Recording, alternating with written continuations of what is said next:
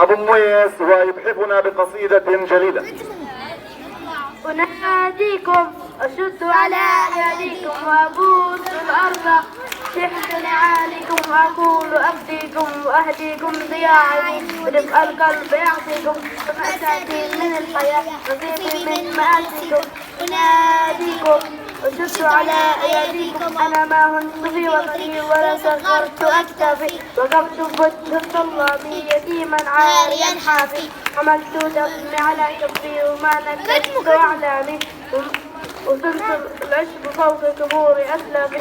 أناديكم أشد على أيديكم. طبعا من أجمل القصائد اللي كتبها مين؟ أي شاعر؟ اللي هو توفيق زياد. توفيق زياد من أي مدينة؟ من الناصر. الناصر وين؟ شمال جنين هيك يعني مسافة نص ساعة بنكون وين؟ بالناصري. شكرا الإذاعة المدرسية، شكرا طلاب الصف الخامس. خامس ده مربي صف مين؟ أستاذ محمد عابد. شكرا أستاذ محمد عابد. شكرا لحسن استماعكم وجزاكم الله خير والسلام عليكم ورحمة الله تعالى وبركاته. أستاذ صباح الخير.